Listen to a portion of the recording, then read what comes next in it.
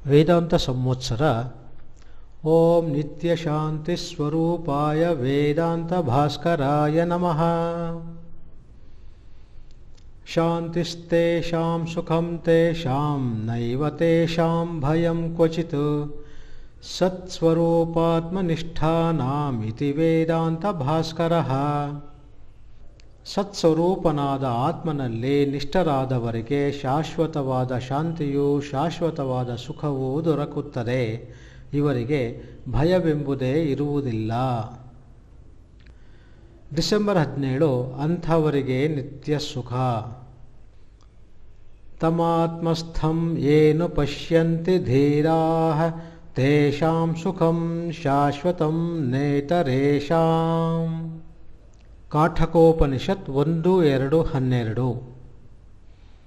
ತಮ್ಮೊಳಗೆ ಇರುವ ಆ ಆತ್ಮನನ್ನು ಯಾರು ಶಾಸ್ತ್ರವನ್ನನುಸರಿಸಿ ತಿಳಿದುಕೊಳ್ಳುತ್ತಾರೆಯೋ ಅಂಥ ಧೀರರಿಗೆ ಶಾಶ್ವತವಾದ ಸುಖವು. ಪ್ರತಿಯೊಬ್ಬ ಮಾನವನು ಬಯಸುತ್ತಿರುವ ಏಕೈಕ ಫಲವೆಂದರೆ ಸುಖವು. ಆದರೆ ಯಾವೊಬ್ಬನಿಗೂ ಏಕಾಂತವಾಗಿ ದೊರಕದೇ ಇರುವ ಏಕೈಕ ಫಲವೆಂದರೆ ಸುಖವು. ಯಾವೊಬ್ಬನೂ ಬಯಸಿದಿರುವ ಅನಿಷ್ಟ ಫಲವೆಂದರೆ ದುಃಖವು. ಆದರೆ ಯಾರೊಬ್ಬರನ್ನೂ ಬಿಡದಿರುವ ಏಕೈಕ ವಸ್ತುವೆಂದರೆ ದುಃಖವು. ಇದು ನಮ್ಮೆಲ್ಲರ ನಿತ್ಯ ಜೀವನದಲ್ಲಿ ಕ್ಷಣ ಕ್ಷಣದಲ್ಲಿಯೂ ನಾವೆಲ್ಲರೂ ಕಾಣುತ್ತಿರುವ ಅನುಭವ. ಸರಿ, ಹಾಗಾದರೆ ಸುಖ ಪ್ರಾಪ್ತಿಗೆ ಏನು ಮಾಡಬೇಕು ಎಂದರೆ, ಇಲ್ಲಿದೆ ಮೃತ್ಯುದೇವತೆಯ ದಿವ್ಯಮಂಗಳ ಸಂದೇಶ. ಅದೇನೆಂದರೆ, ಆತ್ಮನನ್ನು ತಿಳಿದರೆ ಶಾಶ್ವತವಾದ ಆನಂದ ಎಂಬುದೇ ಅದು. ಆತ್ಮನೆಂದರೆ ಯಾರು?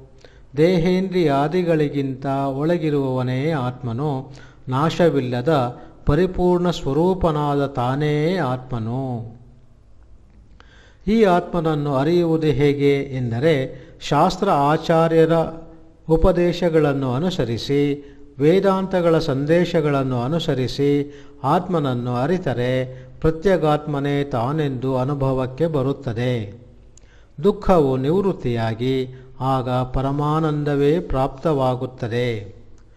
ಓಂ ಶಾಂತಿ ಶಾಂತಿ ಶಾಂತಿ.